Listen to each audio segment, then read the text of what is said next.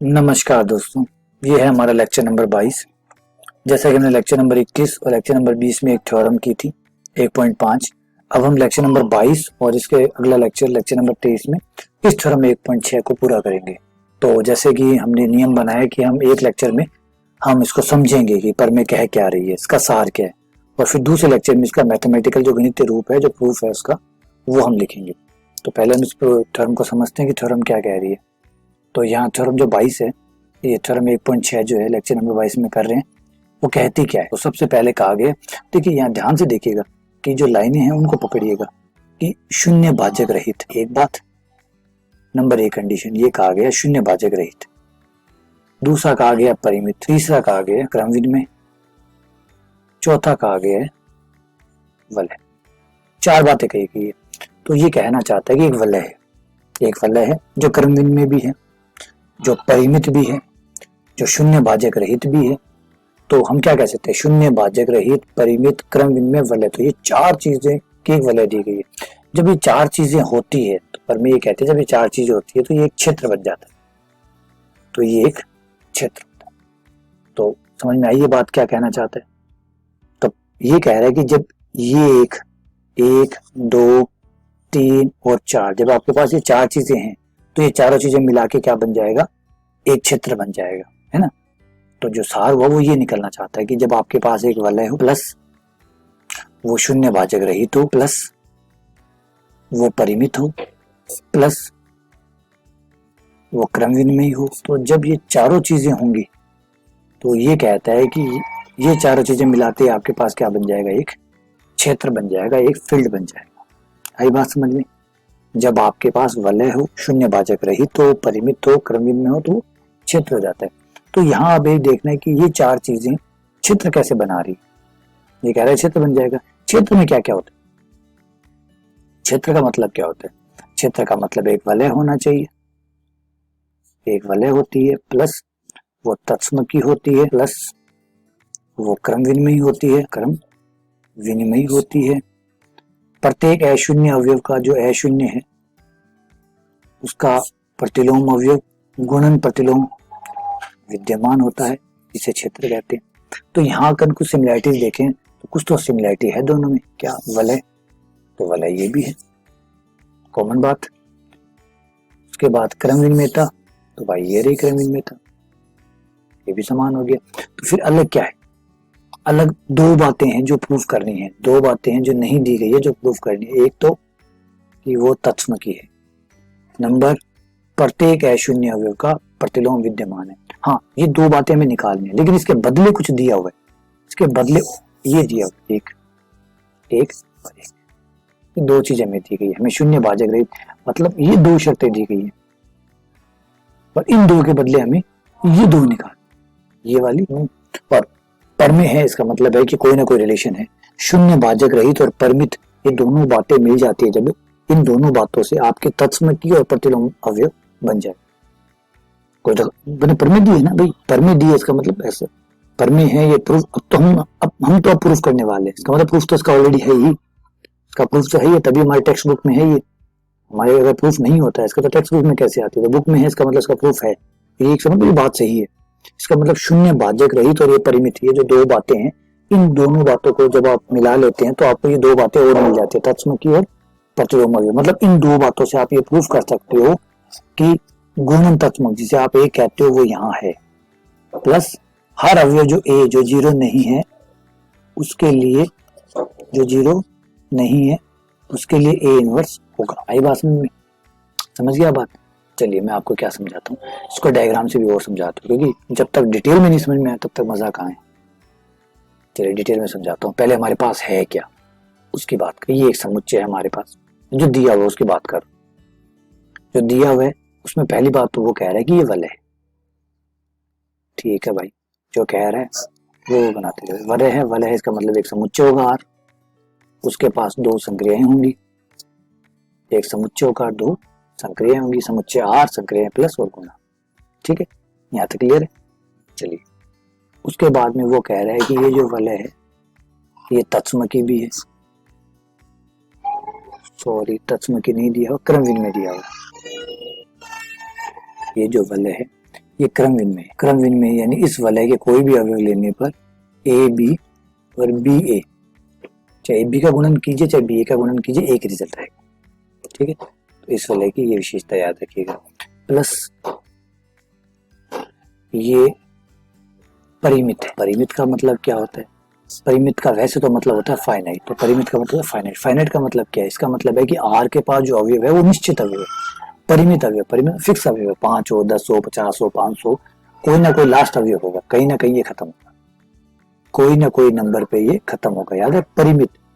तो दो प्रकार के समुच्चय होते हैं, आपको याद हो मैंने जब हियरिंग थ्योरी स्टार्ट की थी उससे पहले मैंने आपको बताया था दो प्रकार के समुच्चय होते हैं, परिमित और अपरिमित। परिमित जिसमें कोई लास्ट नंबर होगा, मतलब ये पहला अवयव, ये दूसरा, ये तीसरा, ये चौथा, कहीं ना कहीं गिनाते गिनाते आप खत्म हो जाएंगे।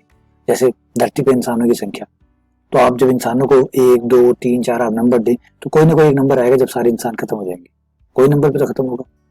अनंत तो नहीं, ऐसा थोड़ी है हर नंबर के बाद एक इंसान आपको मिलता जाएगा। 7 करोड़ होंगे, 7 अरब होंगे, 7 खरब होंगे, खरब होंगे, खरब होंगे, बस कोई तो नंबर होगा जो लास्ट नंबर होगा जहाँ खत्म होगा, तो कहते हैं परिमित। जो लास्ट नंबर पे कहीं खत्म हो जाता है उसे परिमित कहते हैं। तो वल्ले आप आर जो है वो परिमित है। परिमित उसका निश्चित अवयव। तो अब जब अवयव निश्चित है तो ए बी सी मत कहिए, क्योंकि ए बी सी कहेंगे तो 26 पे खत्म हो जाएगा। क्या पता 26 है, 27 है, 28 है, 2700 है, 27 जा रहे हैं। तो एक काम करते हैं, ऐसे नंबर डालते हैं, देखिए बड़े सुंदर तरीके से A1 A2 A3 A4 A5 A6 and dash dash dash dash dash. Last number तो होगा क्योंकि परिमित है इसलिए ए। अब एन कुछ भी हो सकता है, 500 है तो एन 500 हो जाएगा, 5000 है तो 5000 हो जाएगा, अगर इसके पास 2700 भी हो तो एन 2700 हो जाएगा, और कुछ है तो जो भी है। समझ गया बात?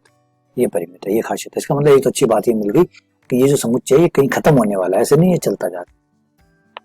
ये बात बताओगी, ठीक है। प्लस अगली बात पे आ जाइए, शून्य भाजक रहित। शून्य भाजक रहित है। शून्य भाजक रहित का मतलब अगर यहां से मैं कोई भी दो लेता हूँ, कोई भी दो, और वो जीरो बनाते हैं, कोई भी दो लेने पर अगर वो जीरो बनाते हैं, मुझे नहीं पता मैंने कौन सी दो लिए, सपोज कीजिए मैं नाम रख लेता हूँ, एक का नाम ए आई और एक का नाम ए जे। ए आई ए जे इसलिए बोल रहा हूँ कि अगर मैंने A1 A2 लिया होता तो आप कहोगे A1 A2 क्यों लिया सर, A2 A3 लिया होता तो आप कहते A2 A3 क्यों लिया। तो मैंने ए आई दे दिया। ए आई का मतलब कोई भी हो सकता है, ए जे का मतलब कोई भी हो सकता है, और ए आई और ए जे इस प्रकार से है कि ए आई और ए जे जब दोनों की संक्रिया करवाते हो तो जीरो आता है। तो फिर इसका मतलब ये हुआ या तो ए आई जीरो रहा होगा, और अगर ये जीरो नहीं रहा है तो फिर ए जे जीरो रहा। अगर जीरो आया है तो जीरो से ही जीरो आया। अब ये हमें दिया हुआ तो अच्छी तरह से समझ में आ गया क्या क्या दिया हुआ है। क्रमहीन में है इसमें हमारे पास वलय है, ये फाइनाइट है, परिमित है, निश्चित एलिमेंट है, शून्य भाजक रहित है, जीरो से ही जीरो आया। ये सब बात है। अच्छा फिर अब प्रूफ क्या करना है उस पर आ जाइए। प्रूफ करना है उसका बनाते हैं डायग्राम। प्रूफ करना है कि ये एक क्षेत्र है, प्रूफ करना है कि ये एक क्षेत्र है। अच्छा क्षेत्र में क्या क्या चाहिए होता है? क्षेत्र में हमें चाहिए होता है वलय होनी चाहिए। अगर आप क्षेत्र प्रूफ कर रहे हैं तो आपको प्रूफ करना होता है कि ये वलय है। भगवान की दया से ये वलय ऑलरेडी है, तो ये बात तो यही प्रूफ होगी एक बात। फिर वो क्रमहीन में होनी चाहिए, तो चलो ये काम भी हो गया, क्रमहीन में ये भी है ये भी। फिर तीसरी बात होनी चाहिए तत्सम की, यानी ये जो अवयव हैं इनमें से कोई ना कोई अवयव वन है, ये प्रूफ करना है। देखिए ये प्रूफ इसमें नहीं हुआ, इसमें कहीं नहीं कहा कि वन है, इसमें कहा है वलय। तत्सम की वलय थोड़ी का है, वलय का है। तो वलय का मतलब तत्सम की वलय थोड़ी होता है। तत्सम की तो तब हो जाती है जब किसी वलय के पास गुणन तत्सम विद्यमान होता है तो तत्सम की वलय कहलाता है। इसका मतलब तत्समक है या नहीं है कोई गारंटी नहीं। तो हमें प्रूफ करना है कि तत्समक अवयव है, एक तो ये प्रूफ करना है।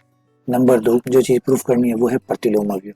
हर अवयव जो जीरो नहीं है, सपोज कीजिए अगर ए ले रहे हैं, ये ए है और ये जीरो नहीं है, अगर जीरो नहीं है तो इसी वलय में कहीं ना कहीं कोई अवयव ए इनवर्स जरूर है।